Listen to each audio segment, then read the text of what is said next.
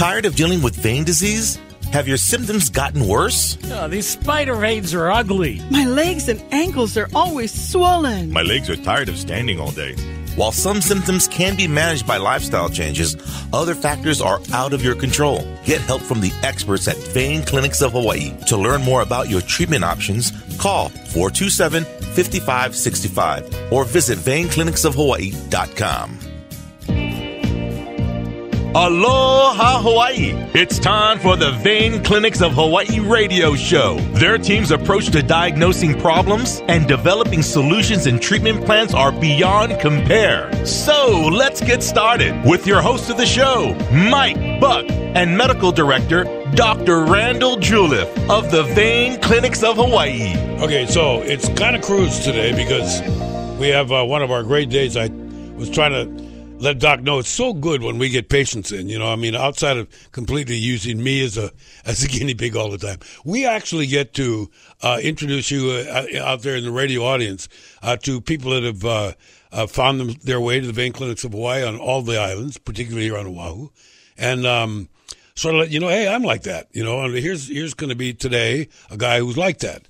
And so we're very pleased to welcome to our program a patient of the Vein Clinics of Hawaii, and his name is Fatu. Hello there, Fatu. Nice to meet you. Morning. Hi. It's sort of interesting, Doc, because every time we are able to actually draw on the experience of somebody that's a patient, I learn things and the audience learns things, but I think it's really cool because you learn things too. Oh, absolutely. Yeah. Which is it's kind of neat. It's like you're being graded today. Yeah.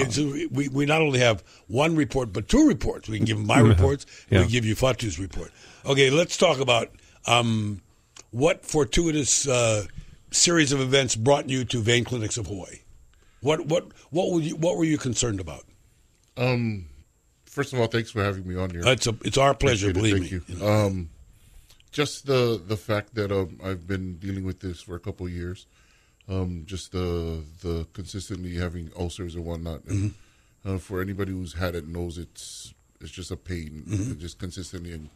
And we weren't getting the actual correct information from our primary care physicians. A lot of the stuff that I've learned in the past 6 months in regards to what I had it would have been awesome to know earlier. Just having that wound there, and then it's the same treatment over and over. Antibiotics, they say elevate your feet and whatnot. At some point, it's like, okay, shouldn't we find the root cause of why I consistently have it? It just took a miracle of happenstance to at the Queen's Medical, the wound clinic. They just kind of told us they'll have me go see a vein doctor or whatnot, not particularly the Vein Clinic of Hawaii. Yeah. Something happened. We couldn't get an appointment straightened out. My wife actually just went online and found our great website. Exactly. Right? Good. And that's so. Doc, you can actually pay the web designer. A little bit of. We'll actually pay him this month. Yeah. I know.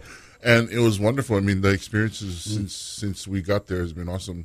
The staff there is really great as far as working with us. Yeah. I work a full-time job and whatnot. Sure. And just really kind of coming in there, doing the initial prognosis and whatnot, really kind of communicating the reasons why. And it's been, as far as, like I've shared it with Doc also, it's been life-changing. It's been awesome for me. For those of us who have dealt with it, sure, we know it's night and day. So and so Doc, maybe you can find out from Fatu what was the history of this particular thing. In other words, by the time he came to you, he really needed to get it treated. Yeah. And I'm so appreciative when patients, don't mind coming in to the radio and telling their story, because not only do we learn from that experience, but just to allow or to convey that information to people that are out there. And before you were talking about some family members, even people with bad ulcerations, that don't go away, and is like you said, tremendously life altering. Ulceration is not one of those things that people typically connect with vein problems. It's not like you had a lot of varicose veins. I mean, you had swelling, you had a lot of the higher level of venous disease signs, swelling, discoloration of the skin, etc., and then ulceration. So, I think a lot of people don't know that there is potential remedies out there. But, like most people with venous disease, it usually starts with genetics. And I think you had family members. Yeah, thanks, Grandpa. You said right earlier. Yeah, me and my grandma. Thanks, Grandma. Yeah. I know. Just like what you said, Doc. But it's a hereditary thing. I have cousins that are dealing with the same issue, but unfortunately, they don't live in Hawaii. So I was kind of sharing with them what the treatments was, and they were kind of like amazed. Like, oh, I thought it was just other things. And I don't know. As far as the information, What did you mentioned that your grandfather had vein problems? What did he have exactly? Do you remember? I just remember as a kid he was in a wheelchair and whatnot. And wow, serious. So it's he was older too, so he had other issues also. But I know that his the circulation portion was one of it too. Yeah, bad circulation. Yeah. Did he ever have vein stripping? Surgical vein stripping? You know what? I just remember having a Band-Aid on his leg. Yeah. Like, a lot of people remember I can remember my great-grandmother. She was, when she'd be sitting around the house, she always had the ace wraps, on her legs because, presumably because of swelling primarily. Yeah. But, I'm sure that she had venous disease, Sure. Yeah.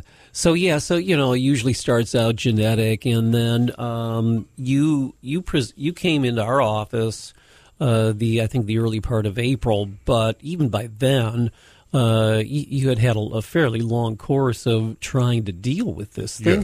Yeah. And do you remember, with respect to the ulcer that you developed, do you remember what the inciting event was? Did you hurt yourself, or did it just pop up? What do you remember about that? Yeah, usually because I've been dealing with a couple of years, it'll come back, it'll heal on its own, not fully heal, but then all it took was just a bruise of some sort, and then the skin would just open up and whatnot. Left untreated with like any kind of antibiotic cream, and it just spreads out and gets larger and larger. And it's been the cause of some medical issues in regards to like being hospitalized because of it. And so, sure. Yeah. So, I mean, that's something that I've been dealing with consistently for the past couple of years. So, right. Just out of curiosity, because I've not been hospitalized as a result of that particular thing in me. Other things, yeah. But when you went there, were you able to ask them, how am I doing, or what is it that I have? What brought you to saying I got to go to the hospital? Was it fainting? Was it? It was pain. Basically was just what do you call? Got the chills, symptoms. Temperature, symptoms, and going in, and then them kind of realizing that I had sepsis or whatever the case was. So this was a trip. This was a trip to the ER. Oh yeah. I went straight from work, went home, tried to Tylenol, whatever, but just wasn't helping. Yeah. Took me to the ER, and then they held me back. Was your at that point that you felt like you needed to go to the ER? Was your leg real red? Yeah, it had gotten really swollen and red. Yeah. And they told you it was infection. Yes. And then so they put you on antibiotics, yes, et cetera. And we've talked about that before, where sometimes that redness sometimes it's infection. I mean, it's not like across the board, but most of the time when people develop that real intense redness, especially if for whatever reason you had developed a lot more swelling during that period of time, often it's not infection. People go to the ER or wherever, and somebody will say, well, you have cellulitis. Now, cellulitis is an infection of the skin. And often in people with venous disease, your leg can get intensely red and tender too, but often it doesn't necessarily mean that there is active infection. Now, unless they had other cultures or whatever that may have been positive, I don't know exactly what happened in your case back then, but often it's not. But people then get put in the hospital and they get started on antibiotics. But probably the most important part of their therapy is that you get put in bed and your legs are up, and the swelling starts to go down, and the whole process starts to resolve. And it looks pretty good. Go home. Then they kick you out of the hospital. Yeah. But you're never quite sure whether it was the antibiotics that really cured you, or was it just elevation and getting rid of all that swelling. The thing that I still want to go back on, though, because I want to prevent people from not realizing what a sign is and then getting in there. So you must have had enough experience or enough forethought to think, okay, what I've been doing to fix this ain't fixing. So I'm going there. How long were you in the hospital, in the ER? Up until, thank God, up until this past year and last year, my wife would tease me. It's my yearly visit to the hospital. Okay. So and that particular visit was about how long in length? And about 3 weeks. Wow. Yeah. Okay. And she's teasing you because every year you go to the hospital Like, because of your leg. Yeah, it's my flu season. Here's the guy I got to the hospital. Yeah. Okay. And that's really what it was. And so, so last year I was grateful that I didn't have to. So, and so that's why when we came to see you, Doc, I'm like, I don't foresee that going in. The thing that I think would be of interest to the listener is that when you're there, you have a lot of chance to introspectively think, well, what am I going to do? None of my friends are in the hospital. I'm in the hospital. What am I going to do to not do this?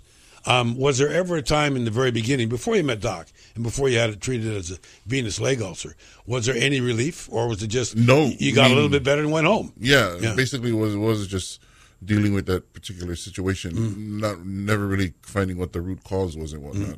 Was just, we treated you, you're better, go home, make sure you keep elevate your feet. I'm like, did the ulcer actually heal during that time? It healed, went away. But knowing what I know now, I know why it healed. Yeah. You know what I mean? And that's such a common scenario with people who have venous ulcers that are not being treated in the proper way. They can heal, if you get rid of the swelling. If you keep your legs elevated, especially if you're using some compression, often that ulcer will go away, but invariably, as you have found out, it comes back. And like you also alluded to, you have to get to the root cause. Okay, so Doc, maybe if you could, is now that we've, figured out what brought Fatu to your office. Now, when you quote got him, when you inherited him, it was all right. Boy, this is perfect. How did you, number one, determine, if you can determine what your first diagnosis was and what you gave him as an option for a treatment plan? How did you decide to deal with this? Well, the first thing we usually do is, after we ask all of those questions that we ask, and kind of get an idea about where in the whole spectrum of venous disease a particular patient is at. And of course, ulcers that are due to venous insufficiency are usually pretty typical in their appearance. So if somebody comes in with a venous leg ulcer, it's pretty easy to say, that's probably due to venous insufficiency. So, but the way that we verify that is to do an ultrasound, look at their venous function. Sometimes, the other problem that can potentially lead to or cause or perpetuate ulceration is a problem with arterial blood flow, blood flow going down. From the heart down. Yeah, right? from the heart down. So, often we'll also check that if there's any question. I don't recall whether we did with you. I don't think we felt like that was part of the picture. So we do the ultrasound and we figure out what's going on. Treating the problems that Fatu had, it's pretty rewarding because you know what the problem is. Sure. And then you define it, and then you come up with a treatment program, and 9 times out of 10, it works. It's a nice feeling. Not only for the patient, for us, but for us too. Yeah, and that's what I wanted to make sure that Fatu was able to let you know, because I know that there's lots of you out there like him and like I was that are just sitting there accepting this thing that doesn't seem to be going away, and then I guess maybe it becomes routine, and then due to some people, Fatu can't believe how long some of us have let something go before we got it treated. You said it was years. Yeah, it was. That's years. A long time. And it was typical. I mean, I don't know if it's the lack of knowing or whatever the case is, but none of this information was shared until this past year. Like I shared with Doc, the process of me going in, getting the initial check and whatnot, and then on the day that I did do the check, I had just healed from a previous ulcer. So I went to do the inspection or the first initial, and one of the doctors there said, "Oh, it's going to open up again." And I kind of chuckled because I was like, "Yeah, no, it goes and comes back." But sure enough, like a fortune teller, the day of my first treatment, it had come back the previous 4 days before that. And it opened up. You know, let me ask you this, because I would think that Fatu and me and many of your patients are the same, is that when you diagnose it and start treating it and you get the results, then the next step is to try and educate the person of the steps that they can be to be proactive to minimize it coming back. Maybe, if not at all, certainly not quickly. Right. And that does that requires some follow up, and also for the patient to, make some lifestyle changes. For instance, most people with fairly advanced venous insufficiency, you're always going to struggle. Even after we treat you for the problems that we see. You probably are always going to struggle in one way or another with chronic swelling. And, I tell everybody chronic swelling is like, that's at all cost, ward off swelling. And compression stockings are probably going to be a part of your routine. People ask, well, do I need to wear stockings? And I mean, even people with not terribly advanced venous disease, I recommend that people wear, some sort of compression. If nowhere else than at work, I think that's always a very good routine to do, is to get in the routine of wearing some kind of compression. It can be just knee high, but while you're at work. Yeah, and by the way, many of you that regular listeners of our program know that I fought that kicking and screaming. And now that I've been doing it for a while and not treating it like a sock, but treating it as a medical device, the proof is at the pudding, because there's nothing better feeling than taking them off.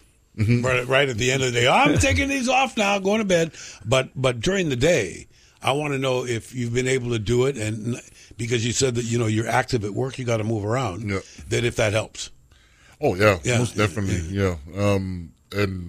But for me, I actually because for those of you who do put on stockings, it can be a challenge. Yeah. So I actually will take them off when I get home. Right before bed, I put them on and I elevate and I sleep with them on. So when I get up in the morning, I just go. Yeah. And it works for me. It might not work for everybody, but I've gotten. Should I give Fatu and everybody listening my secret? Sure. There are these gloves that you can get. Doc's going to be having them, made by a company called Sigvaris, which is the sock maker. And it looks like kitchen scrub gloves. Oh, yeah. But on the fingers, there's knobs. And you put the sock on, and that bugger goes right up. So and I actually think that, Doc, you've convinced not just me, but many of your patients, is look, for the inconvenience that ought to get them on, your ability to do stuff that you want for the day is because you're wearing those things. Yeah. Well, that, and also just to avoid, progressive problems in the future, for myself, I wear, knee-high compression stockings all the time at work. And the good thing about stockings, and you're right, they're not socks. It's a medical device. But luckily nowadays there's plenty of different styles, and there's different companies, and so there's a pretty wide assortment of socks that you can get that are going to fit into your lifestyle. And by the way, now they've crept into athletics, because a lot of these guys are using neon-colored socks like ours, but they're using them on bike rides and to enhance their ability to recover. Right, yeah. Right. But that being said, and I do know this, and certainly if you're just joining us, Fatu is a patient of Dr. Julif's Vein Clinics of Hawaii, and if you want to see what we're talking about and how debilitating these can be, not just embarrassing looking or anything, but how they can actually make you feel like you can't do this or you can't do that. You go and look at that website, veinclinicsofhawaii.com. And when you see those pictures, those are not 1 in a million. Those are typical of what people can get, right? Right. Yeah, it's pretty common. It's a very common problem. Venous insufficiency in and of itself is a very common problem. Nearly 50% of adults in this country have some amount of venous insufficiency. Now, do all of those people ultimately go on to develop venous ulcers? No, it's luckily the minority. But there's plenty of people out there that have ulcers, and they're not sure what they're from. Just like your, situation, Fatu. And okay, so where we are, if you're just joining us, is Fatu went through this irritation of having this concern for a long time. Eventually, and thank goodness that there are physicians that will say, you know what, you need to go to a vein guy. And he was at the wound care clinic at Queens, and the initial setup with a vein guy that he was going to try there was a problem with it. So he ended up, doing the research, and his wife found Vein Clinics of Hawaii on the internet, and the rest is history. But when you walked in there, obviously it was a leap of faith. You said, okay, I'm going to do what these guys said. Tell me what happened when you got there, what you felt like as the first-time patient walking into the place. Oh, it was great. Mm-hmm. They have a really good staff there. They really walked me through the process. The comfort level was really there, just to kind of describe what to expect and whatnot. They gave you all the information that you needed, and that's all you can ask for. Is just let me know what I'm looking into. And okay, so when was that? What are we talking about here in time, Doc? When Fatu came to our office? When was your first April? April of? I think early April this year. April this year. Yeah. So as far as the patient list, he's relatively a new patient. Relatively, yeah. And he seems happy. So something's going on that's good, right? So talk about what you did. First of all, Fatu, did you have to answer that 5,000 question thing on the iPad like I did? Yeah. Okay. Now, once you got that, Doc, in your first, I'm talking about the original consult, how you all connected and how you explained the options available for Fatu to deal with this concern. Mm-hmm. Well, after we got the result of the ultrasound. And I apologize that I don't remember exactly what we did. Well, you do you have a few patients. But I think that Fatu's problem was primarily superficial venous reflux. Mm-hmm. I don't think that because when we evaluate patients, it's always one of the questions: is it just the superficial venous system? Or is it the deep venous system, too? We've talked about that. And I think Fatu is primarily a superficial venous system. And so in that case, we do something called endovenous ablation. Mm-hmm. And typically, if a vein is not functioning, gotta go. Basically, we close it down, and everybody says, "Whoa, you close it down." And I say, they always say, "Am I going to be okay? Am I going to run out of these things?" Run out. We all ask that. Yeah. But the bottom line is that if a vein like that is not functioning, it's not doing you any favors. As a matter of fact, it's working against you. Yeah. There's a variety of different ways that we close the vein down. And then after we close the vein, then the body redirects the blood that would otherwise be going through that vein into veins that are going to take it up in the right direction, which is upward toward the heart. But with respect to what are the different procedures and techniques that we use to do endovenous ablation, a little depends on which vein it is we're treating, and the size and location, and et cetera, et cetera. There's a number of different ways that we do that these days. The reason I asked the question, and Fatu can join in anytime you want, is that I thought to myself, all right, you have to treat the ulcer before you treat the vein, right? I mean, there's an order in which you do. You got to fix this thing so you can go and do the other thing. So what I'm guessing is that if you have these conditions of your veins and you're, right under the surface there, that you're going to have to, in anticipation of them becoming ulceric someday, to get rid of a bunch of them. Well, with respect to what you first said, do we need to get the ulcer healed before we treat their venous insufficiency? No, not necessarily. I can answer that real quick. Like go ahead. The first day of my treatment, I actually the ulcer came back. So it came back. So I distinctly remember Doc saying, "Oh, this is going to help your healing process." So I was like, "Okay, cool." So when he did it, when I completed the treatment for my left leg, mind you, it usually takes a couple weeks. The last ulcer that was there for about 6.5 weeks before it healed. When I went back to the wound clinic a week and a half later, it was like 5-6 days later, they opened it up and said, "Oh, it healed." Okay, was that because you got out what was behind that thing, Doc? Is that what happened? Well, we in closing off those veins, again, the problem is that in the veins that aren't working properly, the blood flow is going in the wrong direction. It's going downward, and with that downward, flow of blood, it also creates an increased pressure within the venous system, and it's really that pressure that then ultimately leads to skin changes because of the biochemical kind of things that are going on, and then also specifically for the skin to then ultimately break down and create a chronic ulcer. So we have to do, when we close those veins, what we're doing is we're getting the blood to redirect, but as importantly, we're relieving that venous pressure, that we call that venous hypertension.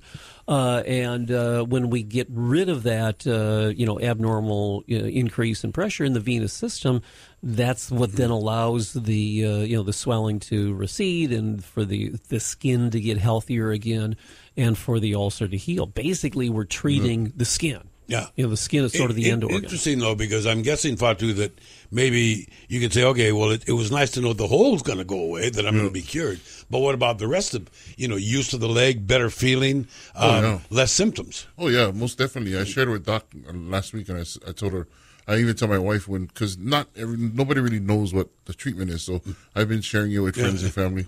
So they're asking, so what exactly are they doing? It's like, I explained the veins and everything. And the best way I could explain to them was prior to me getting the treatment, I always felt like I was walking around with weights on my ankles. Yeah. It always felt heavy. So when my left leg was completed, that doesn't exist anymore for my left leg. You know what, Doc? We've talked about this, and me and other patients, that some people say it's heavy, some people say it's tingly, some people say it's numb, some people say it's hot, some people say it's cold, and it's the same problem. Isn't that interesting how we tend to say it's heavy? I think that probably some of those are actually different symptoms.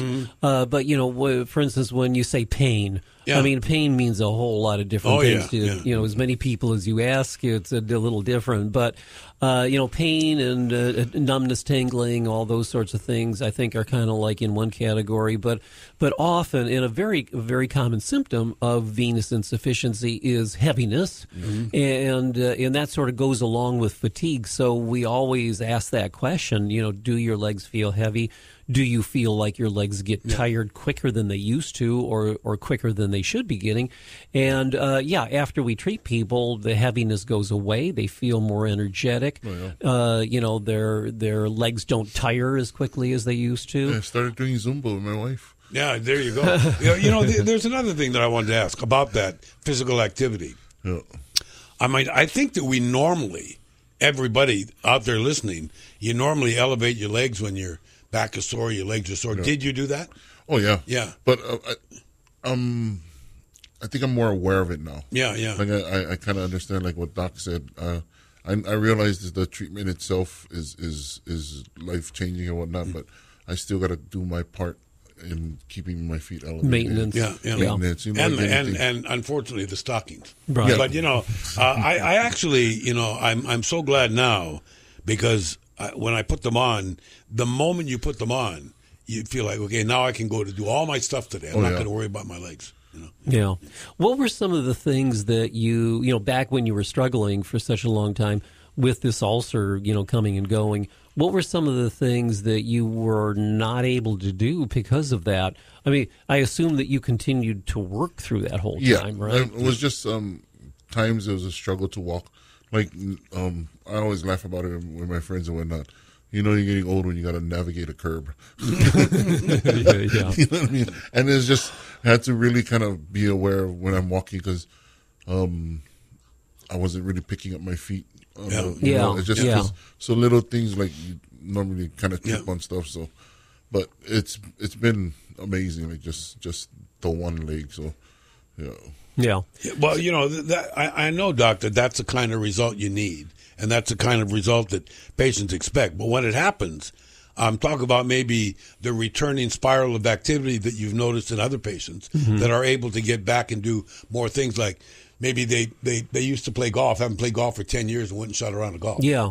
Well, we hear that all the time.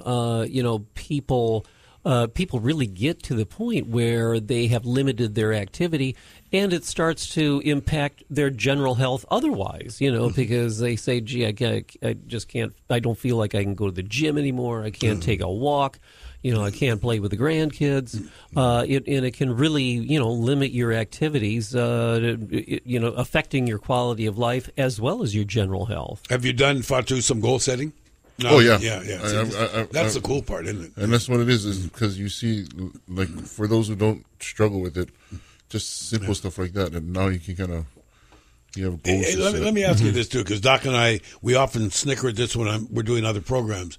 Is that I find myself out in the public now noticing things on other people. Oh yeah, that I didn't used to notice. Yeah, poor bugger, he's got a leg ulcer. Oh, I know. No, what's funny is when you go into Doc's office, he has pictures. He has pictures in there. Yeah. And my 7-year-old was sitting there, goes, "Hey, Dad, Papa, that's your knee." My 7-year-old, "Hey, Dad, is that your leg?" Yeah, that's that's my leg. Great. But I think that what happens is that you need to develop that sense of gamesmanship. That, okay, if I'm willing to put this thing on, what's it going to do for me? And you talk about that, and I Fatu's probably like me, thinking, you're a regular, normal guy. What are you putting those things on for? Well, because you don't want to have a problem, right? Yeah. Well, you're up front of it. Yeah. Well, yes. Yeah. Sure. Yeah. I don't want to have a problem, but just because they make your legs feel so much better at the end of the day. I mean, if I'm on my feet all day long and I don't have compression stockings on, my legs feel lousy. Well, one of the things, Fatu, that we've talked about before are some of the professions that some of our patients and some of our folks on the show have been, whether they be cooks, or whether they be in retail standing up or security or whatever, that, if all of a sudden you can't take the overtime shift because you don't have it, you're penalizing your lifestyle, right?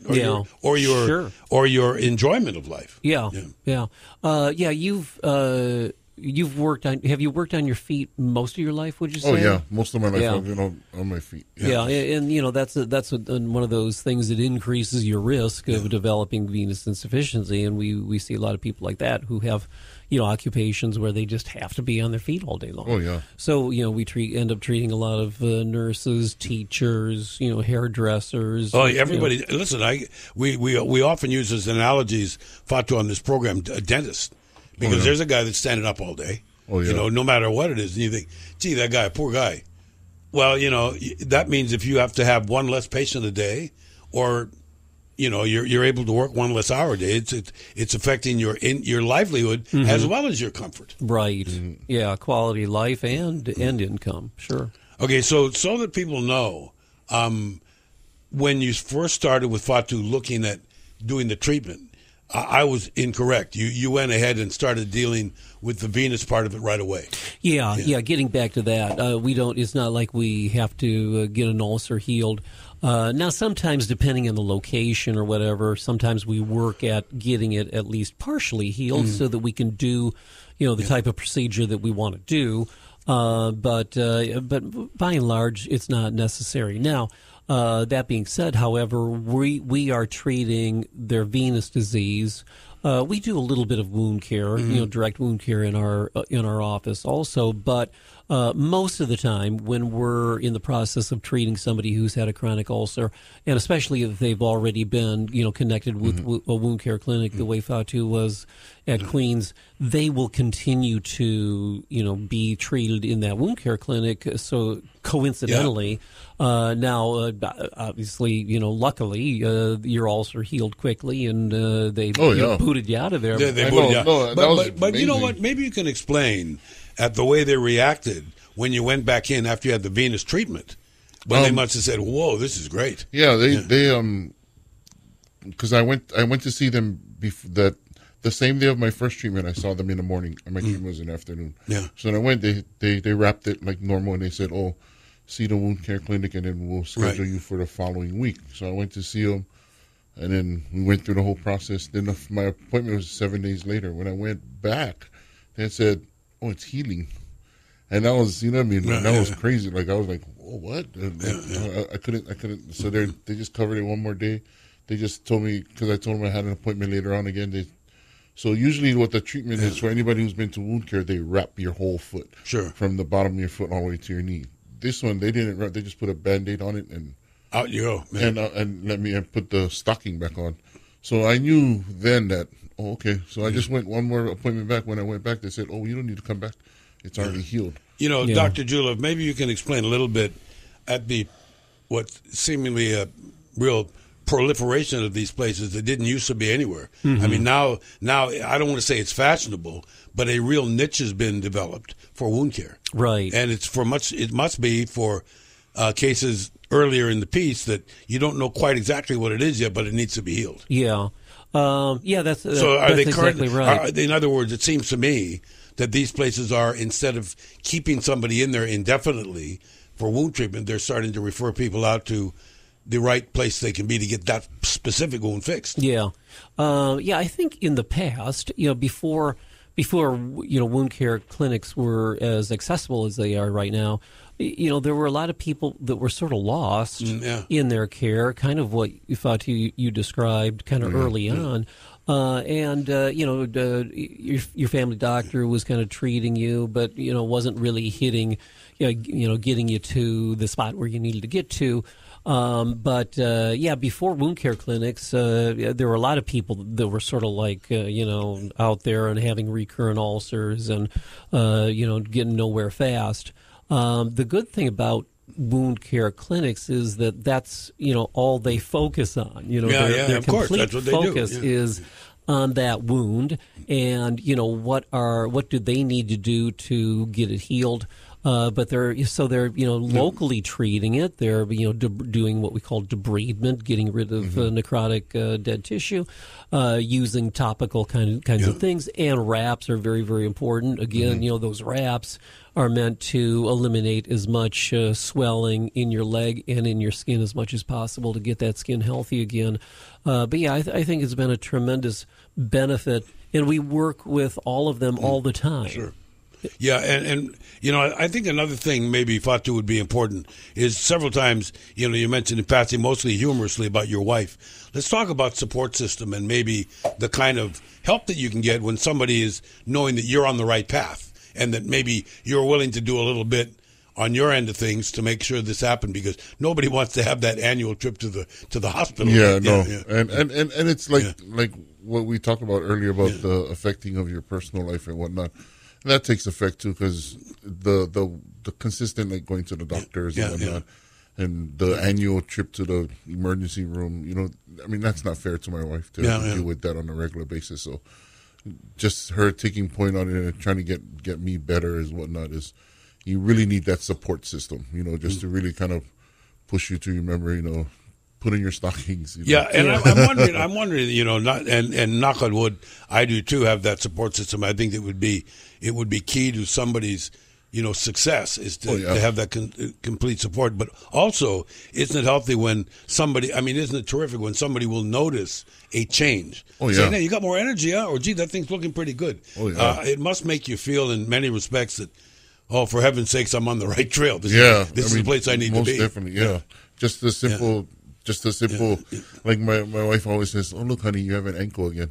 Just laugh about it. We were just talking about that earlier. Hey, wait a minute. I knew I had an ankle in there somewhere. Right. Yeah, there's a definite cost to having an ulcer that just will not heal and is problematic, even if it's on and off and on fashion. But look at the number of hours in a day that you were probably spending tending to the Yeah, ulcer. somehow worried about that thing. Yeah, and look at the amount of money that you paid probably out of your pocket to deal with dressings and all of that sort of stuff. And when you look at now, you multiply that by everybody in the country, and there are billions of dollars being spent. Billions of healthcare dollars, which are not curing that ulcer. Exactly. And those if people were to be able to identify that there is a root cause and kind of make it to the right place, there'd be a lot of dollars saved in our healthcare system. Yeah. So it's a very, very expensive proposition. Yeah, one more thing, too, I think, or many more things, Fatu, but this is, I had trouble understanding it myself and explaining it to others, because this looks like an open wound, and yet it didn't really bleed. Yeah, you know exactly. what I mean? And I was always wondering, this is blood, isn't it? How come it's not leaking out every day? Yeah. Well, Doc, you explained that to me, because it is. It looks like it should be painful and bleeding, but the pain is not there; it's somewhere else. And I didn't even know it was called an ulcer. I just thought it was like, I have a cut. Yeah. Right. Like Yeah. We use that word ulcer for a lot of different things, but it just means that there is a breakdown of the skin. Well, I got to tell you, gang, we do this on a lot of programs, and every time I ask Doc the question, he answers it the same way, because it is. An ulcer is a hole. And I mean, everybody thought, I bet, I'm pretty sure, Fatu, you thought this. I thought, well, what do you mean ulcer? I thought that's what you had in your stomach. You know, that's a peptic ulcer from eating too many hot dogs. No. An ulcer is a hole. Yeah, my wife always said, you have a hole in your foot. Yeah. Stop calling it an ulcer. But I think maybe that it gets labeled that way, Doc, is pretty healthy, because now sometimes there must be other people communicating with you, and if a person like any patient like me, or if Fatu goes on vacation, if you go somewhere else, and if you had to visit somebody, knowing these things is pretty paramount of getting a deal right away. Sure, yeah, and our records are accessible, and being able to describe, where you were at when you first came to us. There's a variety of different ways that we do that, and we use specific terms, and it would definitely help, or it definitely helps with the transmission of that information from one physician to another, one office to another, et cetera. So make sure everybody's on the same page, and we communicate in a similar fashion with wound care clinics. I mean, because they kind of know the lingo too, and everybody's on the same page. Now, in the last time you mentioned earlier that you had almost an annual pilgrimage to the hospital, and it maybe is because it takes a long time. Doc, you can explain why these things, your body can handle it for a while, but after a while you just don't have the ability to handle it, so it gets worse. Well, I think it's that, but also it's a cyclical kind of thing, and I think what happens probably is that people develop an ulcer, and then after they've had to tend with it for a while, they kind of start to recognize it's getting worse. I need to do something more about this. So they seek help in one way or another, and they get a little more conscientious about elevating their legs or wearing stockings if they do. Maybe going to a wound care clinic, doing extra things to get the ulcer healed, and it will. Often it will. Nice to take that clinic off your list, though, right? That's another place I don't have to go to for a while. Yeah, exactly. But then then it heals again, and you lose. I mean, it's natural. You lose the motivation to do those extra things that got the thing healed to begin with, and then the skin breaks down. So it's kind of a cyclical sort of thing, because again, the underlying cause has not been addressed. Fatu, are you more likely, do you think, if you see a little hole somewhere, saying, "Hey, I wonder if this is one of those things. I'm going to go get this looked at." Have that happened yet?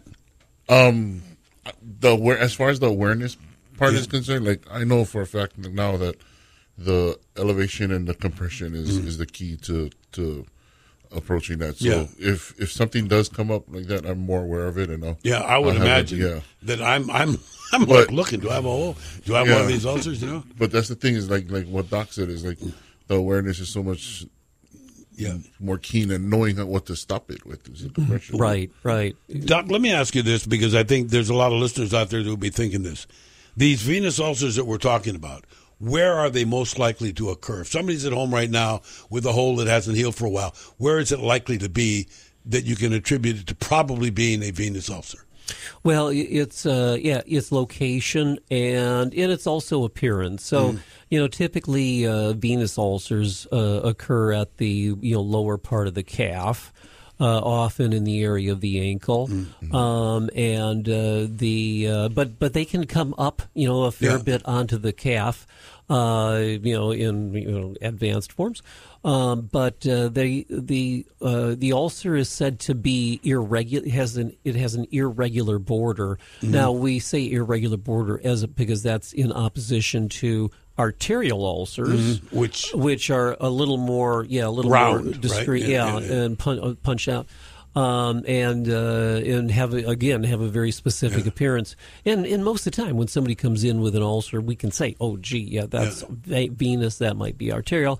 There's also something called diabetic ulcers. Yeah, I was going to ask you. And as a former type 2 diabetic myself, and I know a lot of people that are on that. Sometimes they'll get something with their foot that they think is a venous ulcer, or they think it's not. It's a diabetic ulcer. Do they look the same? No, they look very different. Okay. So, diabetic ulcers typically are on the bottom of the foot, on the sole, in pressure point areas. Yeah. And part of that is because of the fact that many people with diabetes have neuropathy, and they have can't feel it. Right? They can't feel if there is something like they have something in their shoe, and all of a sudden it's there all day. They don't know, and before you know, you've got skin breakdown that ultimately turns into an ulcer. But it's funny how very typical each form of ulcer is, and it's pretty easy to identify. With venous insufficiency and venous ulcers of the lower leg, we talk about the gaiter area. We've talked about that before, and that's kind of the inner side of the lower leg, just above the ankle. In moving up the calf, and that's probably the most common area for a venous ulcer. Naturally, that's where I have one right now. I'm a little puka that we're dealing with today, as a matter of fact, a little later on. Yeah. But it is tremendously interesting because I think that it's become a science of wanting to know what my body is doing today and maybe, what I got to do about it. So I must be, in that you have been willing to share this with other relatives that have similar conditions. Are any of them doing anything about it yet? Kind of early? Yeah, it's too early. Trying to share with them, and just let them know that there is actually help out there. Yeah. Just to give them a call, a lot of it I just tell them, hey, just go see them, see what they tell you. It can't hurt. Just to get some. Yeah, right. Well, that's a good point. Yeah. It's not like we're going to tie anybody down and make them do anything they don't want. But at the very least, your family, they should find a good quality vein clinic and at least go in and learn about what's going on. Mm-hmm. I mean, look at how much you've learned just over a very short period of time. I send them to you because your office has the best view of any doctor's office. Yeah, I noticed that too. It's up there yesterday saying, "Hey, this is extra. You got to pay extra." But what I think is more interesting is that I hate being doom and gloom. I like to be proactive and active in something and saying, you know what, I was able to do that because I did this. So every little tiny victory is important. But I also guess, Doc, that there are many, many times when the referrals that you get from your family practitioner still aren't happening everywhere they should. So that it means that if nobody needs to check with any specific doctor that they're going to go see another one. But it is like in my case, the doctor recommended me, and you feel a lot better. You feel that this guy is willing to pass me along, and he doesn't get anything. He's not getting a commission for Dr. Jewell if he's sending a patient over somewhere else. Right. And unfortunately, though, some insurance programs do require a referral. Yeah. Is half do, half don't. But that's typically something that we can kind of work our way through. I think the important thing is for individual people to understand that, they might have a problem, and if they think they do, then just give us a call, and we can kind of, if it's something that we can't help you with, we'll talk to you for a few minutes, and we'll figure out where you should go. And that's VeinClinicsOfHawaii.com. That's VeinClinicsOfHawaii.com. You must feel pretty good, actually, Fatu, after being at the wound clinic, that somebody there was smart enough to realize that, you know what we're doing here is great. We know we can heal this guy, but it looks like it might be one of these, so let's send him along down the line. Oh, yeah, and that was the first time ever, like, in the history of dealing with this, where they actually kind of had an idea of what direction to point me. Well, the first time that it happened was about how many years ago? 5 years ago. Okay. Yeah. Were the Vein Clinic, was the wound center already open then? No, I think they're. Yeah, I remember, Doc, you said this is kind of relevant. So it wasn't even looked at venously the first time. No, it wasn't even. It was just deal with it, heal the infection. Right? Wow. Kind of approached kind of locally, just at the level of the skin. Well, aren't we very, very liable, Doc, for multiple conditions? If you got one that's so sidewards, that means that you have health issues. That must mean there's other little heebie-jeebies waiting around to jump in and do their thing, whether it be heart or whether it be lung or whether it be whatever. Yeah. Sure. Yeah. Things often go along with one another, but and we try to sort that out too. If there are other medical conditions that are impacting what we're doing. We try to get the people to the right place. Is it a blessing? I mean, I already know the answer because of the time that you've spent in the wound clinics. But this must be, not only is it a growing part of medicine specialty, but it looks like it filled a niche that just was pretty much ignored before that. Yeah, and I think that's why that whole field has sort of blossomed, because it was a niche that wasn't being fulfilled, and there's a lot of need for that. Yeah. There's a tremendous need, and that's why they've grown so rapidly. Fatu, I'm sort of recreating as I go along a new bucket list. There must be some things that were not able to or not comfortable doing for a while that you're now thinking of doing again. Any? Just wearing shorts out in public. Yeah, there you go. That'd be nice. Yeah. You know what I mean? Like, the only time you'd ever see me in pants is at work. Yeah. And I was like, so just those simple things, But simple things mean a lot, don't they, Doc? Yeah. Oh, yeah. But being able to get up and around her easier. Yeah, that's, I have a high threshold for pain myself. That's not my wife, but just it's the consistent battle of trying to go through that, and and now I see a light at the end of the tunnel with the treatment. Yeah, and I think that's one of the main reasons why, Doc, we are so blessed to have so many of your patients willing to come down and share, because, as you know, a lot of the patients that we've had in the past with other conditions, polar opposite of what is or was going on with Fatu, and the fact that now seeing one of these coming, it's a likely, if it does come back, which you said it has a propensity to do that, that you can get it treated a lot quicker and go through a lot less, long-term symptoms. Yeah. Well, now that we've treated his venous insufficiency, I think that should lessen the recurrence quite a bit. I mean, it should almost be zero. But again, swelling is something that you're going to have to deal with or contend with. Oh yeah. For probably the rest of your life, and controlling that is going to be a huge step. At least I know. You know what I mean? Yeah. Prior That's to the me, key. Yeah. Prior to me showing there was I never was ever told compressors always elevate your feet, elevate your feet. Yeah. Okay, but at least I know now, and it's just the awareness is there. Thank you so much for spending some time with us today. We really appreciate it. Wish you ongoing success in the battles that you're going to get back in and stay in health. And for those of you that want to know more, go to VeinClinicsOfHawaii.com. That's VeinClinicsOfHawaii.com. And like Fatu, make an appointment. Come down, see the doc, and see what's going on. We'll see you next time. Well, that's our program for today, and we certainly hope you enjoyed meeting us. Please come back next week for our next episode. And in the meanwhile, to learn more, please visit our interactive website, VeinClinicsOfHawaii.com. That's VeinClinicsOfHawaii.com.